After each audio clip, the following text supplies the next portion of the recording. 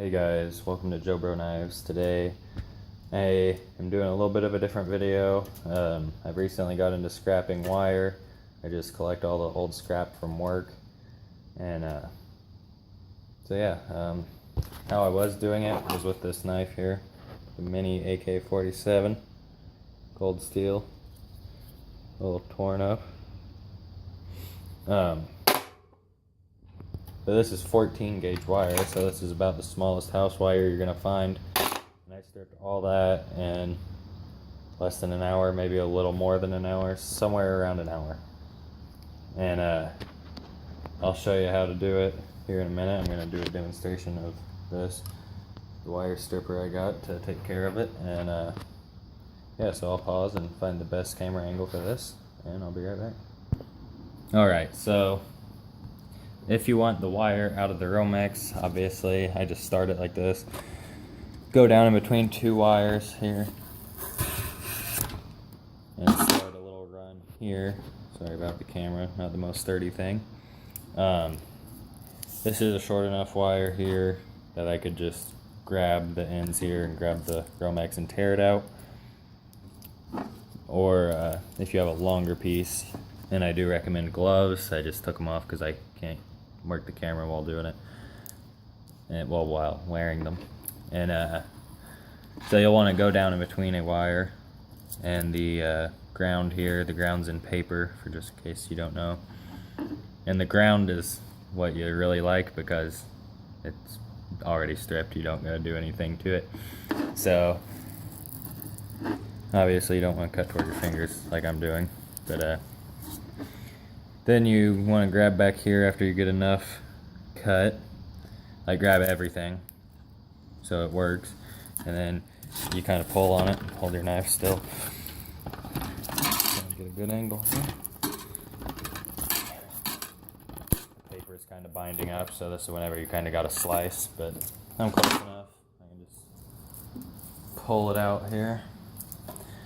Pull this little end off there. And then the ground obviously is what you really want, like, because it's just stripped already. I think I said that already, but who cares.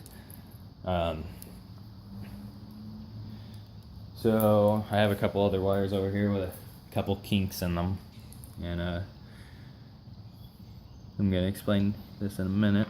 But anyway, if there's like a really sharp kink like that, like this one would probably work, but a little bit steeper than that, maybe that, you want to kind of straighten that out a little bit more, so whenever it's feeding through, it doesn't slide off the track. So really all you got to do is well, I'll get to it in a minute. Alright, see, that's probably plenty straight there. But basically the machine that we're using, it's just gonna put a slit in it, and then you can pull the Romex right off, and you've got a nice bright and shiny piece of copper. So here, I'll just pick the camera up from here. Here's the machine. This is how you adjust your blades here. I'm not going to adjust it because I already have it adjusted to the right depth, but obviously right, the blade's going to go down, left it's going to come up. And this is the blade here, the top piece in the center. This is the crank that you turn, and basically the teeth on that just grab the plastic on the wire, feeds it right into the blade, and yeah, so we'll demonstrate this here in a second after I figure out the best way to record it. Probably have to move some stuff out of the way here. Alright, I do recommend gloves while using this. It says it in the instructions. I'm gonna get this started. It recommends wearing gloves so you don't get your finger pinched by the blade in between there. And I actually did get my glove caught up in there earlier, and it did not hit my finger because the glove just kind of bound it all up.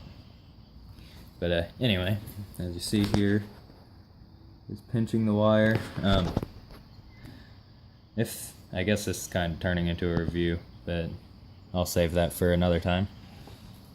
I guess you just start cranking it. I've been using this all day. Yeah, it's a little too tight actually. I guess I bumped it a little bit. Just kind of feel it squeeze the wire here. Should be smoother than that, so I know I have it too tight.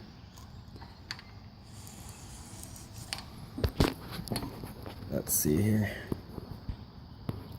Come on, focus.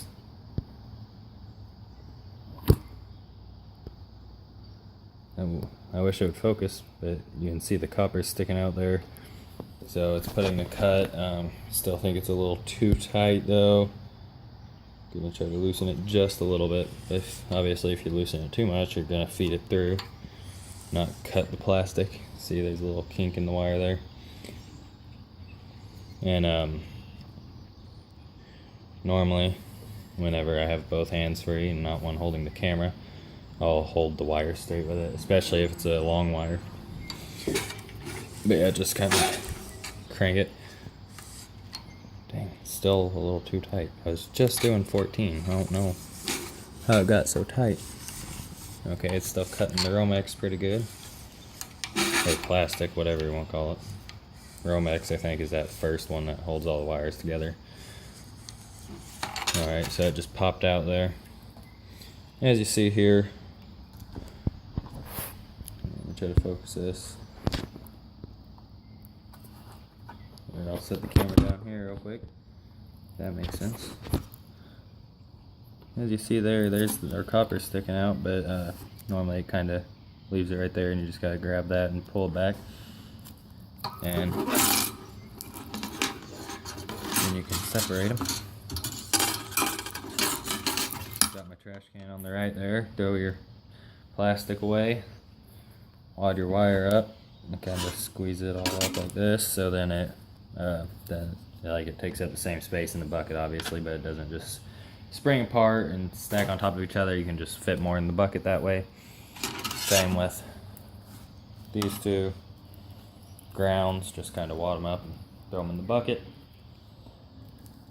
But yeah, that's basically it. That's just the demonstration on this. Whenever I get around to the review, I'll probably use all different size wires and all that fun stuff. Different size wires I might test out to see how good a drill is on there. You can take the crank off and put a drill on there. So I might test that out for the review.